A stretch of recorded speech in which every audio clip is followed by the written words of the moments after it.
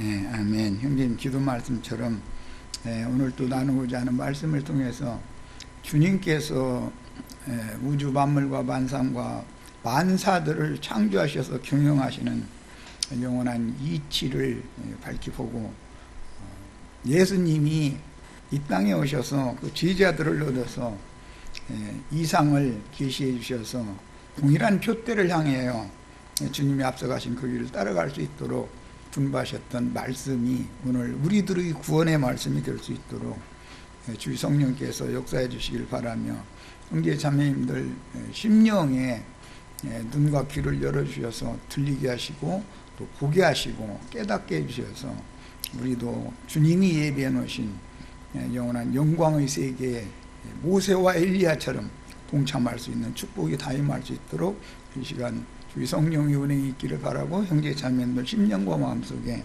주님의 충만한 은혜가 역사되기를 주의 이름으로 기도합니다. 아멘. 아멘. 자, 오늘은 이제 마태복음 17장 나가는 말씀 중에 지난번 자료해드렸던 거, 모세와 엘리야에 관한 말씀을 좀 더 소소하게 나눌 건데, 말씀의 그 흐름을 이해를 하기 위해서 마태복음 17장 본인의 성경책에서 1절에서 13절 일단 읽겠습니다. 읽고 누가복음도 읽겠습니다. 자, 읽습니다. 엿새 후에 예수께서 베드로와 야고보와 그 형제 요한을 데리시고 따로 높은 산에 올라가셨더니 그들 앞에서 변형되사 그 얼굴이 해같이 빛나며 옷이 빛과 같이 휘어졌더라. 그때에 모세와 엘리야가 예수와 더불어 말하는 것이 그들에게 보이거늘 베드로가 예수께 여쭈어 이르되 주여, 우리가 여기 있는 것이 좋사오니 만일 주께서 원하시면 내가 여기서 초막 셋을 짓되 하나는 주님을 위하여, 하나는 모세를 위하여, 하나는 엘리야를 위하여 하리이다. 말할 때에 호련히 빛난 구름이 그들을 덮으며 구름 속에서 소리가 나서 이르시되 이는 내 사랑하는 아들이요 내 기뻐하는 자니 너희는 그의 말을 들으라 하시는지라. 제자들이 듣고 엎드려 심히 두려워하니 예수께서 나와 그들에게 손을 대시며 이르시되 일어나라, 두려워하지 말라 하시니 제자들이 눈을 들고 보매 오직 예수 외에는 아무도 보이지 아니하더라. 그들이 산에서 내려올 때에 예수께서 명하여 이르시되 인자가 죽은 자 가운데에서 살아나기 전에는 본 것을 아무에게도 이르지 말라 하시니 제자들이 물어 이르되 그리우면 어찌하여 서기관들이 엘리야가 먼저 와야 하리라 하나이까. 예수께서 대답하여 이르시되 엘리야가 과연 먼저 와서 모든 일을 회복하리라. 내가 너에게 말하노니 엘리야가 이미 왔으되 사람들이 알지 못하고 임의로 대우하였도다. 인자도 이와 같이 그들에게 고난을 받으리라 하시니 그제서야 제자들이 예수께서 말씀하신 것이 세례 요한인 줄을 깨달으니라. 자, 누가복음 9장 다른 구체적인 말씀이 좀 있는 구절을 좀 찾아 읽으려고 그래요. 9장 34절로 36절 읽겠습니다. 이 말 할 즈음에 구름이 와서 그들을 덮는지라. 이 말 할 즈음에라는 건 베드로가 집 셋째 짓는 이야기를 했을 때 구름이 와서 그들을 덮는지라. 그들은 누구죠? 모세와 엘리야를 말한 거예요. 모세와 엘리야를 구름이 덮었다 이렇게 했어요. 구름 속으로 들어갈 때에, 그러니까 모세와 엘리야는 구름 속으로 지금 끌려 올라갔죠. 나타났다가 구름 속으로 들어갈 때 그들이 무서워하더니 구름 속에서 소리가 나서 이르되 이는 나의 아들 곧 택함을 받은 자니 너희는 그의 말을 들으라 하고 소리가 그침에 오직 예수만 보이더라. 제자들이 잠잠하여 그 본 것을 무엇이든지 그때에는 아무에게도 이르지 아니하니라. 이제 언제 이제 이 말을 하게 되는지 베드로후서 1장을 보겠습니다. 베드로가 죽음을 앞두고 유언을 남기기 전까지는 이 말을 하지 않죠. 자, 베드로후서 1장 12절부터 봅니다. 읽습니다. 그러므로 너희가 이것을 알고 이미 있는 진리에 서 있으나 내가 항상 너희에게 생각나게 하려 하노라. 진리의 말씀이 항상 생각날 필요가 있다는 거예요. 내가 이 장막에 있을 동안에, 이 말은 아직 베드로가 살아있을 동안에 그 말이죠. 너희를 일깨워 생각나게 함이 옳은 줄로 여기노니. 무엇가 생각나게 하는 거죠? 진리. 진리의 말씀으로 거듭난 사람들은 진리의 말씀으로 자라야 되기 때문에, 양육받아야 되기 때문에 진리의 말씀이. 그런데 무슨 진리냐, 무엇에 대한 진리를 지금 말하고자 하느냐, 이것은 예수님이 세 제자들을 높은 산으로 데리고 가서 보여주신 천국의 영광을 깨닫는 진리를 말하는 거예요. 이것을 우리는 늘 생각을 해야 된다는 거예요. 교회 생활을 하다 보면 이런저런 사연들이 많아서 넘어질 위기가 참 많죠. 그때마다 이걸 생각하는 거예요, 우리는. 이게 이제 히브리서 12장에서 보여주는 장자들이 교회에 대한 이상을 늘 생각해야 된단 말이야. 그 목표 지점에 이르기까지 우리는 이 세상에서 실족하면 안 된다, 이거 절대로. 어떤 일이 있어도. 자, 내가 이 장막에 있을 동안에 너희를 일깨워 생각나게 함이 옳은 줄 여기노니 이는 우리 주 예수 그리스도께서 내게 지시한 것 같이 나도 나의 장막을 벗어날 것이 임박한 줄을 알미라. 결국 베드로도 예수님처럼 죽을 것이라는 것에 대해서 생각을 하고 있는 거죠. 우리는 사후 일에 대해서 늘 생각을 하고 살아야죠.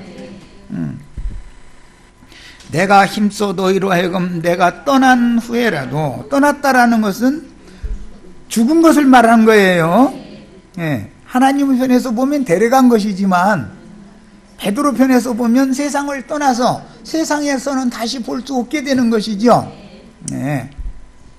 어느 때라도 어느 때나 이런 것을 생각나게 하려 하노라. 계속 생각하게 하려는 것이 지금 이 글을 베드로 사도가 유언으로 담긴 목적이에요. 뭘 생각하는 거예요?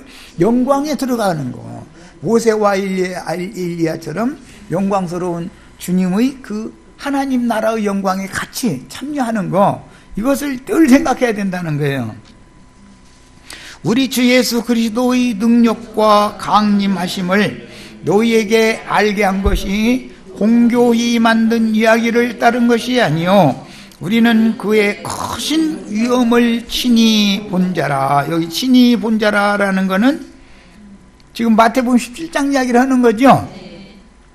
지극히 큰 영광 중에서 이러한 소리가 그에게 나기를 이는 내 사랑하는 아들이요 내 기뻐하는 자라 하실 때, 그때 다 두려워했다는 거잖아요. 하늘, 그 구름 속에서 들리는 하늘 음성을 듣고. 기뻐하는 자라 하실 때 그가 하나님 아버지께 존귀와 영광을 받으셨느니라. 그런데 실제로는 그때 영광을 받으셨지만 실제로는 부활을, 실제로 이 말씀 예언이 이루어져서 예루살렘에 올라가서 장로들과 대제사장들과 서기관들에게 박해를 받고 죽임을 당했다가 사흘 만에 부활되셨을 때 이 영광이 실제 응한 거죠. 자, 이 소리는 우리가 그와 함께 거룩한 산에 있을 때, 마태복음 17장에는 큰 산이라고 되어 있죠. 지리적으로는 레바논에 있는 헬몬산이죠. 헬몬산, 허르몬산이라고 그래요. 거룩한 산에 있을 때 하늘로부터 난 것을 들은 것이라. 이 생각을 베드로는 죽음을 앞두고 그때 주님께서 세 제자를 특별히 데리고 이 거룩한 산에 데리고 가서 이 주님의 영광에 참여한 모세와 엘리야가 얼마나 영광스러운가를 보여줬었던 거, 그걸 생각을 하고 있었던 거예요. 그 영광에 본인도 주님 나라의 영광에 참여하는 거, 이걸 지금 생각하고 있었던 거예요. 또 우리에게는 더 확실한 예언이 있어 어두운 데를 비추는 등불과 같으니 날이 새어 샛별이 너희 마음에 떠오르기까지 너희가 이것을 주의하는 것이 옳으니라. 여기 이제 이 등불 이야기는 구약 성경에서는 성소에 7 등대가 있고 7 등대에 등불들이 켜져 있죠. 이것이 계시록에서는 온 땅의 주 앞에 모셔섰다가 보내심을 받은 하나님의 7 영들, 하나님의 7 눈들이 등불이라 이렇게 있죠.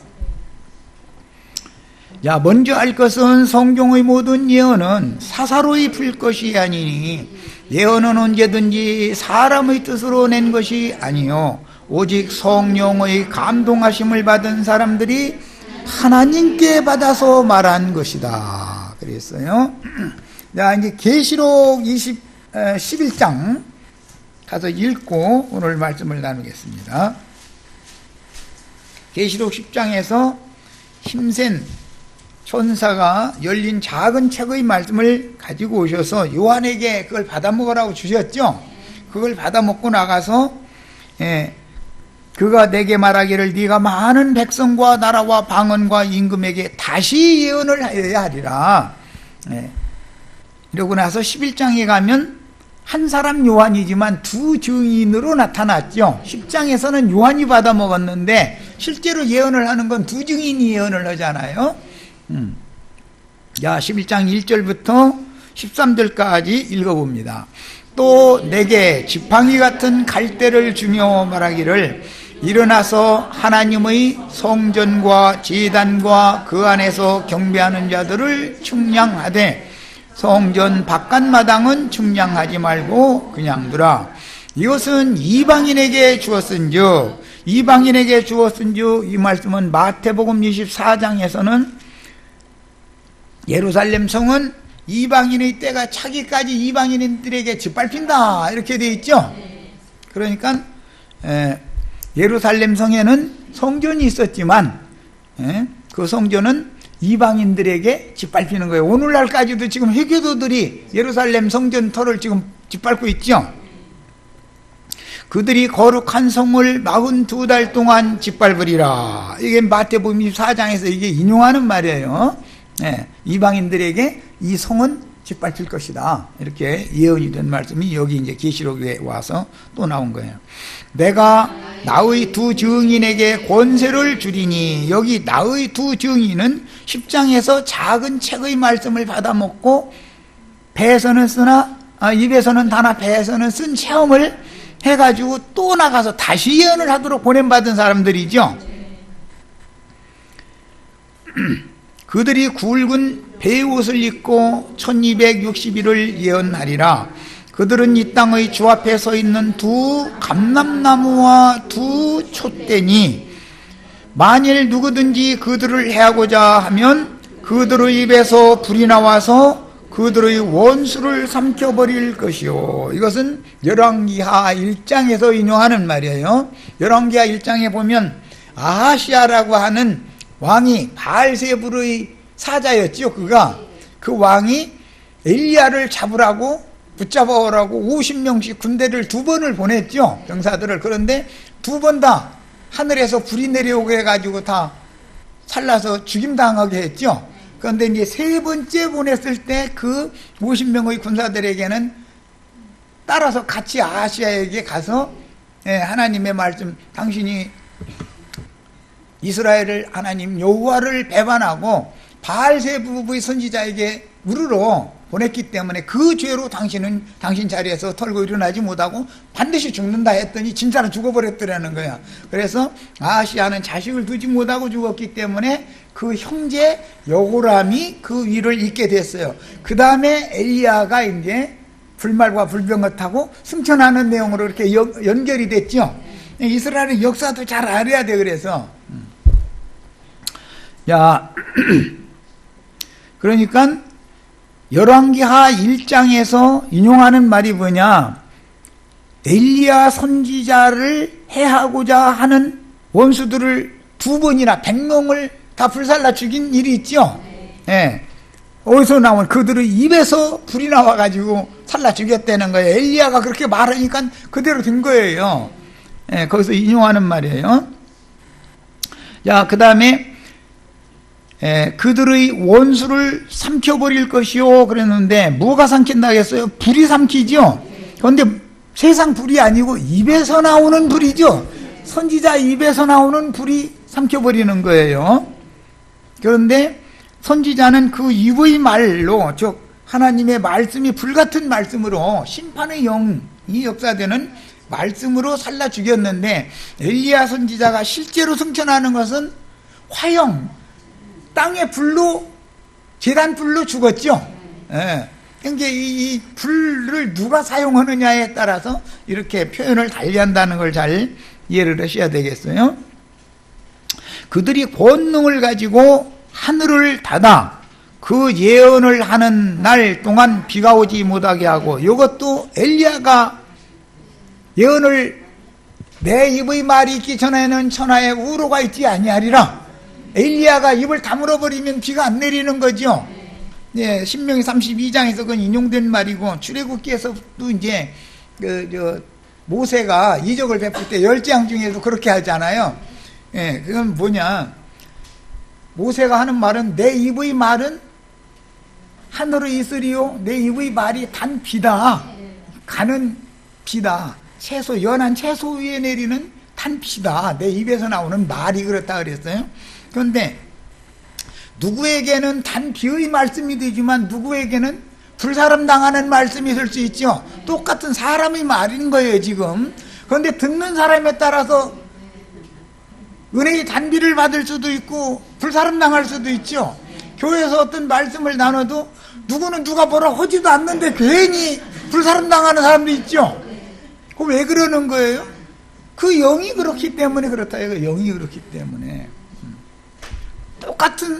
똑같은 선지자의 입에서 나오는 말인데, 애굽의 장자들은 불벼락 맞아 죽고 이스라엘의 장자들은 은혜의 단비를 맞잖아요. 그러니까 이게 참 하나님의 말씀을 증거하는 그 종선지자들이 입에서 나오는 말이라는 게 너무 능력 있는 거죠. 그거 보면은 죽이고 살리는 능력과 권세가 있어요. 자, 그 다음에 또 권능을 가지고 물을 피로 변하게 하고, 이건 모세가 이랬죠. 애굽의 모든 애굽의 모든 그 물샘들을 전부 피로 변하게 만들었잖아요. 그래가지고 사방이다 물 마시려고 샘 파는데 다 샘 파도 다 소용없더라는 거잖아요. 피로 다 변해가지고. 자, 그 다음에 그러니까 지금 계시록의 두 증인은 누구를 염두에 둔 거죠? 모세와 엘리야를 염두에 두고 하는 말이다 이거예요. 이게. 그 다음에 여러 가지 재앙으로 땅을 치리로다. 이제 출애굽기에서는 10재앙이었죠. 여러 가지 재앙이라는 게 10가지 재앙이었잖아요. 출애굽기에는. 예. 다 뭘로 했어요? 그 입의 말로 한 거예요. 말로. 선지자가 그 말을 선포하면 그대로 되지요. 역사상에 그 집행이 된단 말이에요. 그래서 하나님의 종 선지자에게 저주의 선포를 받으면 이건 보통 문제가 아닌 거죠. 그러니까 은혜의 말씀으로 들어야지. 예, 그들이 그 증언을 마칠 때, 여기 그 증언이라는 것은 열린 작은 책의 말씀을 증언한 걸 말하는 거예요. 실제로는 10장에서 그 책을 받아 먹었으니까. 마칠 때 무적행으로부터 올라오는 짐승이 그들과 더불어 전쟁을 일으켜 그들을 이기고 그들을 죽일 터인즉. 이게 엘리야가 지금 승천하는 것이죠. 세례 요한이 갑자기 회오리 바람 불더니 갑자기 승천했죠. 세례 요한이 여호람이 보낸 군대, 아하시아가 보낸 군대라는 것은 무적행에서 올라온 더러운 귀신의 영들이잖아요. 더러운 군대들이다, 더러운 군대 귀신들이다 이거예요. 그들에게 잡혀서 화형당한 거예요. 겉으로 볼 때는. 그러나 그것은 육신이 화형을 당했을 뿐이고 그 영혼은 지금 승천한 거단 말이에요. 하늘의 하나님께로 쉬러 들어간 거예요. 그랬다가 언제 이제 주와 함께 올 거냐면은 예수님이 부활할 때 함께 부활하시고 오순절 때 교회 중에 함께 강림하시는 거예요. 이것에 대해서 이게 일목요연하게 이상을 볼 필요가 있어요. 자, 그 다음에 그들의 시체가 큰 성길에 있으리니, 여기 큰 성이라고 하는 것은 성전이 있는 큰 성이라는 건 예루살렘 성을 말하는 거죠. 땅의 예루살렘, 음력교회죠. 하갈교회는 지금 있는 예루살렘과 같다. 사라교회는 하늘의 예루살렘과 같다. 우리는 사라의 자식들이고, 예수님이나 사도들을 박해하는 그런 사람들은 하갈의 자식들이다. 이스마엘 계보다. 땅의 기업을 받은 자들이고 우리는 하늘의 기업을 받은 자들이다. 그런 말이에요. 그 이제 이 12장에 넘어가면 하늘에 해를 입은 여자가 낳은 아들 얘기가 나오죠. 그 누구를 말한 것이죠? 사라의 아들이다 그 말이죠. 이삭으로 상징되었지만 계시록에서는 하늘의 장자 교회가 낳은 이기는 자들을 말하는 것이란 말이야.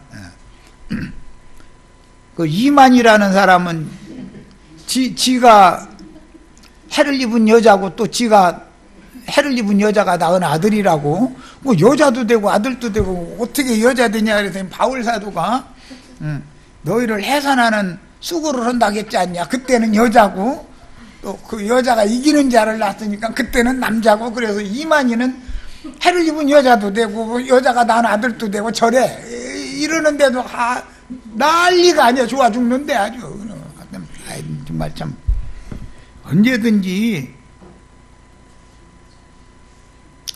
자기와 백년 해로하는 남편하고 사는 데는 그렇게 좋아 죽는다고 난리 안 내. 뭔가 이상한 짓을 하니까 그 짓을 하는 거지 그게. 그 보면 알아. 하는 짓거리를 보면 뻔한 일이지. 그 다음에 큰 성길에 있으리니 그 성은 영적으로 하면 소돔 성이라고도 하고 애굽이라고도 한다. 벌써 이제 말하고자 하는 예루살렘 성이라고 하는 것은 이사야 1장에 보면 그랬죠. 유다의 방백들아, 유다의 관원들아, 예루살렘의 방백들아, 이제 이렇게 할 때 그게 너희가 다 소돔의 방백들이 아니냐 그랬죠. 그러니까 땅의 예루살렘은 소돔성으로도 예시된다. 그 다음에 세상나라라고 하는 것은 애굽으로도 예시되는데 이사야 선지자가 애굽은 세상나라고, 그 다음에 그 말들은 육체들이고 애굽은 세상 사람들이다 이렇게 설명을 해놨어요. 성경에 답이 사실은 다 있어. 계시록 21장에 있는 모든 용어들은 구약 성경 어디에서 다 인용하는 말이기 때문에 사람의 말로 뭐 해석하고 말고 할 필요도 사실 없는 거예요. 성경만 다 알면 되는 거지. 그 다음에 곧 그들의 주께서, 그들은 두 증인들이죠.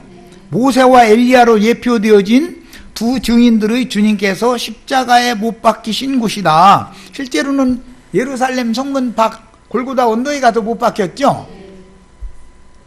그런데 이 두 증인들도 그곳에서 죽는다는 거예요. 그러면은 세상에 대하여도 죽지만 율법 종교인들에 의해서도 죽는다는 거 아니에요. 실제로 죽이는 것은 계시록 이제 13장에 가보면 바다에서 올라온 짐승의 10뿔들과 7머리가 있는데 바다에서 올라온 짐승의 7머리들이 큰 음녀의 머리들이죠. 그들에 의해서 죽인다 이거예요. 수가 몇이든지 다 죽인다 그랬어.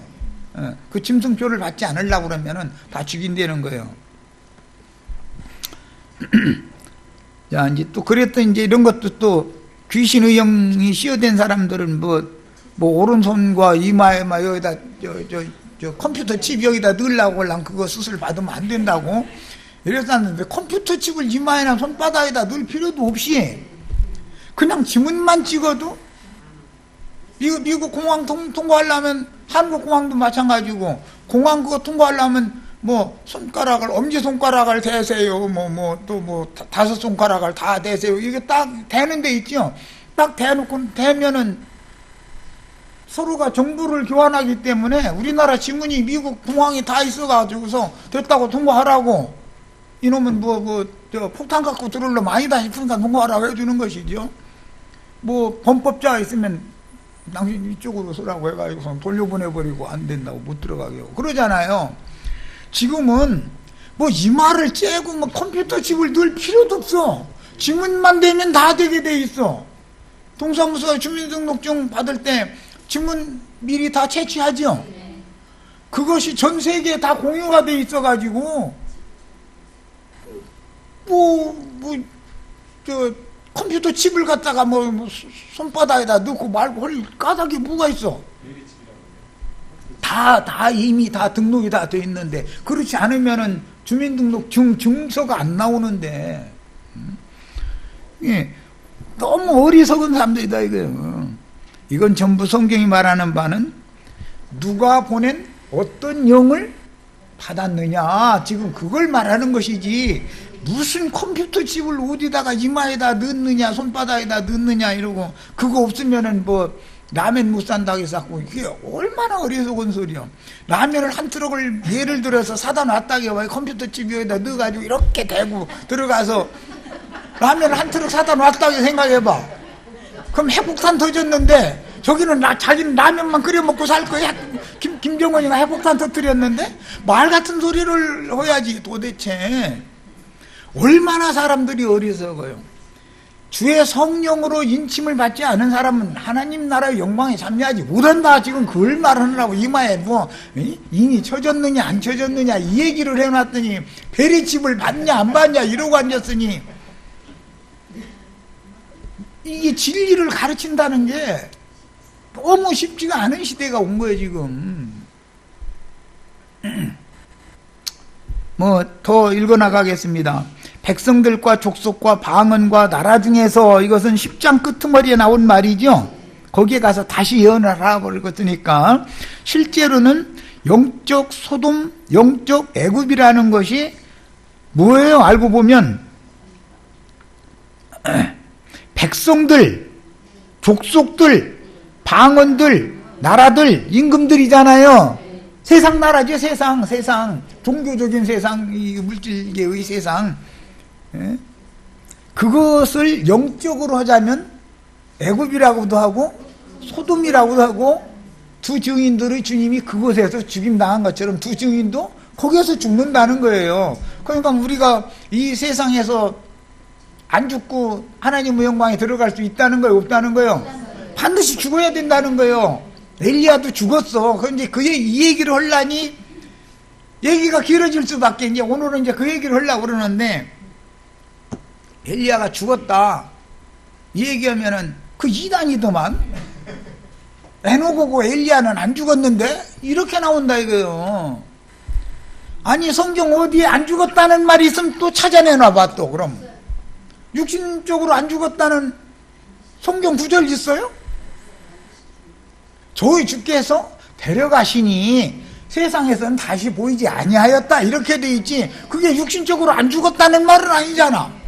멋대로 해석해버려. 엘리야가 불말과 불병거 타고 승천했다, 이제 하늘로 올라가셨다 이러니까 안 죽은 거래 그게. 그게 불말과 불병거 타고 회오리 바람으로 끌어올려져 갔다는 말과 육신이 안 죽었다는 말이 같으냔 말이야. 왜 말을 그렇게 멋대로 바꿔버려. 성경대로 해야지. 이해하셨죠? 그런데 에녹과 엘리야는 안 죽었다는 말로 다 알고 있지. 에녹을 소위 주께서 데려가심에 세상에서는 다시 보이지 않았다라고 성경대로 아는 사람은 없어. 나도간 형제 세상에서 안 보이려면 어떻게 하면 돼요? 주님께서 나 데려가 주시면, 만약에 내일 가면은 모레 집회는 와야 소용, 나도간 형제는 못 만나는 거죠. 데려가셔서 세상에서 보이지 않는데 뭔 소용이 있어. 그래서 세상 말로 있을 때 잘해. 그래서 세상에 있을 때. 내 간에도 그렇잖아. 부모 자식 간에도 그렇고, 있을 때 잘해야지. 죽은 다음에 가서 끼끼 구르면 뭔 소용이 있어, 그거다. 근데 우리나라 사람들은 살아있을 때는 부모님 찾아가서 돈 10만 원 용돈도 안 주다가 죽고 나면은 가서 갑자기 효자가 나와 돼버려. 어디서 갑자기 효자가 나와. 그냥 얼마나 이상한 사람들이냔 말이야. 죽은 다음에는 무덤에 갈 필요가 없고, 죽은 다음에는 갈 필요가 없어. 살아계실 때 한 번이라도 더 찾아가서 다음은 돈 10만 원이라도 줘가면서 맛있는 거 사다 잡수시라고. 그래도 그럼하고 대답하고 받아두지만 나중에 가보면 다 그 자기 아들한테 딸한테 다 도로 줘버리죠. 더 쓰지. 예. 그러는 거요. 그게 어차피 주어도 질 거예요. 그게. 근데 기분만 주로 이게 서로가 통하는 거지. 마음만. 이치가 다 그렇지 뭐. 자, 그런데 작은 책의 말씀에 증언을 받은 백성들, 족속들, 방언과 나라 중에서 사람들이 그 시체를 사흘 반 동안을 보면서 무덤에 장사지를 못하게 하더라는 거예요. 그럼 왜 그러는 거예요? 지금은 음부로 내려가는 때가 아니라 음부에 있는 자들도 부활할 때죠. 그럼 그때 내려갈 필요가 없죠. 바로 이렇게 올라가면 되는 거지. 그래서 먼저 음부에 자던 자들이 먼저 일어나고, 살아서 그날을 맞은 자들은 그 다음에 함께 올라간다. 그런데 데살로니가 전서 이제 4장 그 16절 17절 보면, 그리하여 우리가 주와 함께 항상 함께 있으리라 일어나가지고, 똑같이 함께라고 번역을 해놔가지고 지금 이제 혼동이 돼서 오늘 이제 그 말씀까지 나눌 거예요. 자, 그 다음에 그들이 땅에 사는 자들을 두 선지자가 괴롭게 했다고 그랬는데, 땅에 사는 사람들이 백성, 족속, 방언, 나라 임금들이잖아요. 이 사람들이 괜히 괴롭게 하는 말을 했겠어요? 다 같이 은혜를 받자 하는 말을 하는데도 불벼락 맞는 소리로 듣는 거예요. 듣는 사람들, 이 사람들이 그렇게 들었지. 그렇죠? 이 교회에서도 보면 이 말씀이 딱 응한다니까.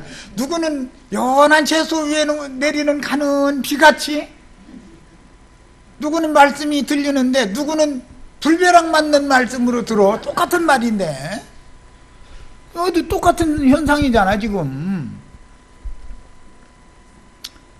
그러고 나서는 두 증인들이 무저갱에서 올라온 짐승에 의해서 죽으니까 기뻐가지고 서로 예물을 보내더라잖아. 예물이라고 그랬는데 이게 선물, 뇌물 그럴 때 쓰는 말이고, 창세기에서 보면 야곱이 야복나루 건너 형 만나러 갈 때 예물 보냈잖아요. 거기서 나오는 말이에요. 하더라. 그러니까 얼마나 왼수로 생각했으면 이러겠어. 3일 반 후에 하나님께로부터 생기가 그들 속에 들어가매 그들이 발로 일어서니 구경하는 자들이 크게 두려워하더라. 하늘로부터 큰 음성이 있어 이리로 올라오라 함을 그들이 듣고, 땅에서는 고난당했지만, 땅에서는 박해받고 죽임당했지만 하늘로 승천한 거죠. 엘리야가 지금 똑같은 일을 그런 거죠. 네, 모세가 그렇게 된 거예요. 엘리야 모세가 다 이리로 올라오라 함을 그들이 듣고, 이게 베드로 사도가 구름 속에서 들려주시는 하나님의 음성을 듣고 두려워했던 그 음성이 똑같은 음성이죠. 듣고 구름을 타고 하늘로 올라갔다. 구름이 와서 엘리야와 모세를 덮었을 때 구름 쪽으로 들어갔다는 거잖아요. 그래서 이제 데살로니가전서 4장은 이런 문맥의 흐름을 가지고서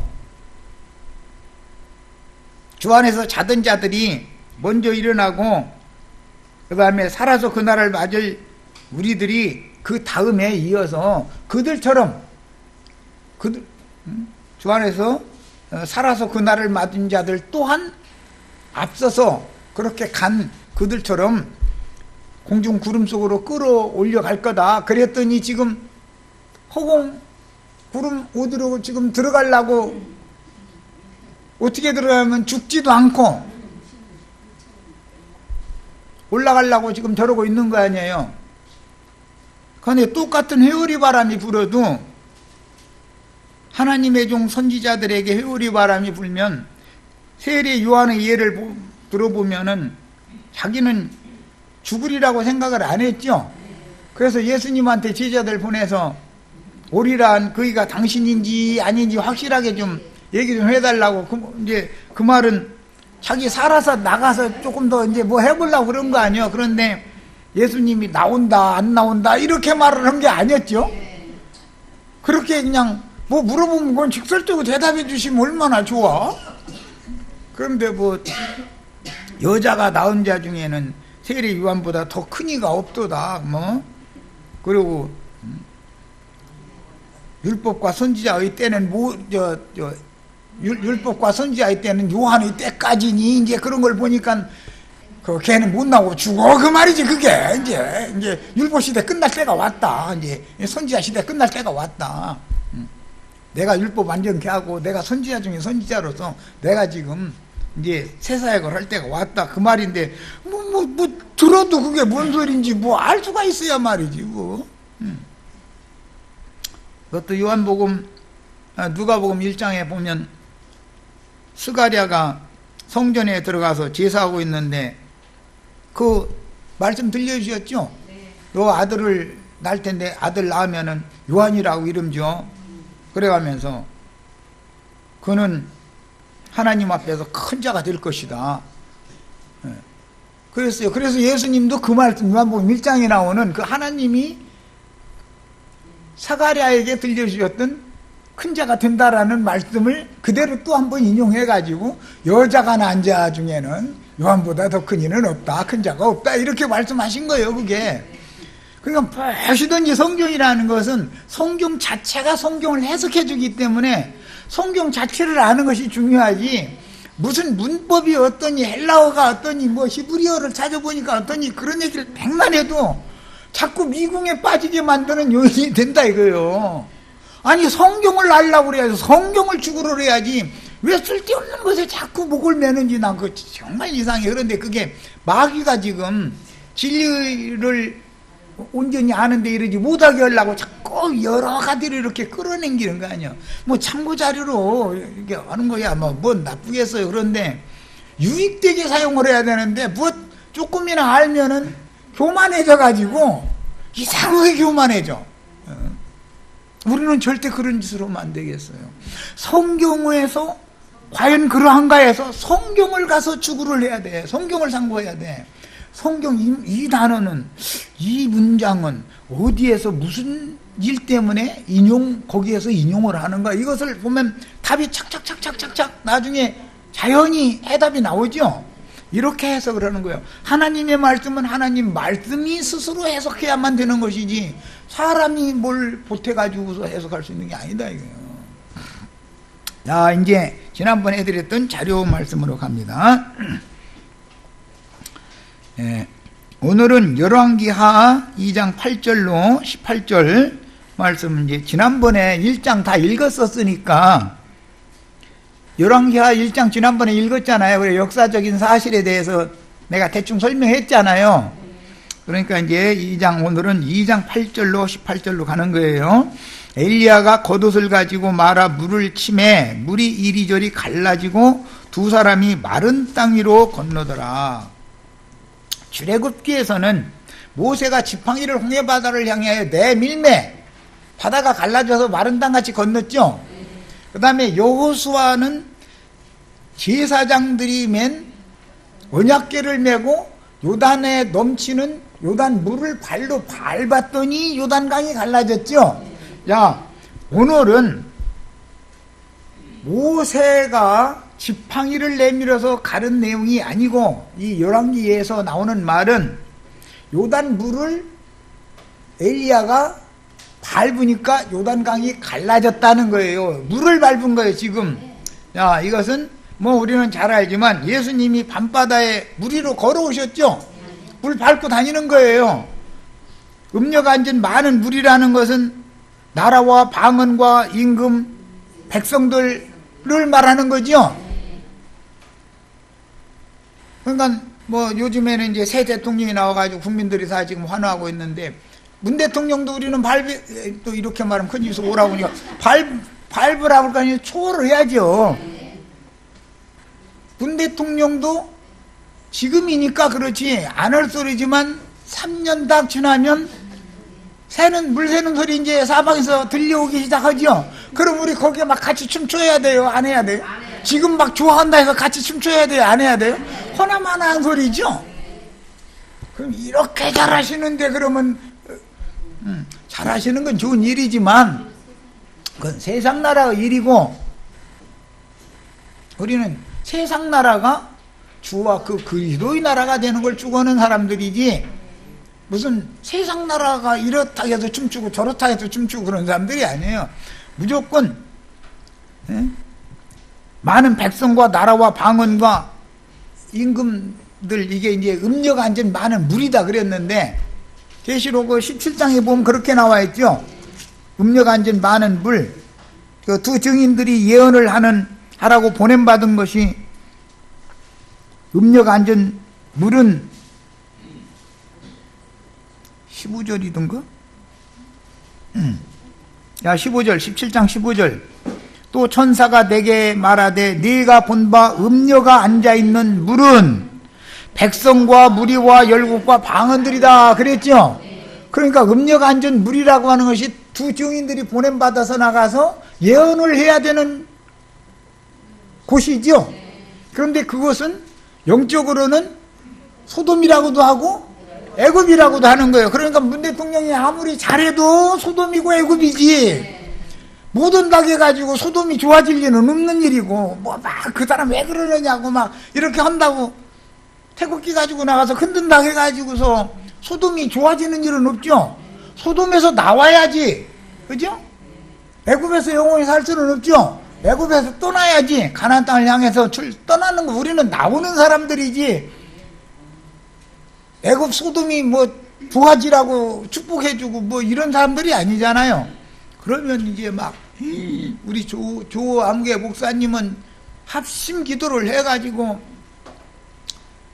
청와대 보좌에 앉아 계신 분들로부터 시작해서 참모들, 장관들, 국회의원들, 각 도지사들, 도의원들, 시의원들 다 축복해주고 나서 일선을 지키는 장병들과 장수들과 막 다 축복해주고 나서 그 다음에 산업의 역군들 막 수출 잘 되게 하시고 하는 이제 막 축복 다 해주고 나서 세계 평화까지 이제 한 바퀴 돌면 1시간 가지요. 기도 다 그렇게 해봤잖아요.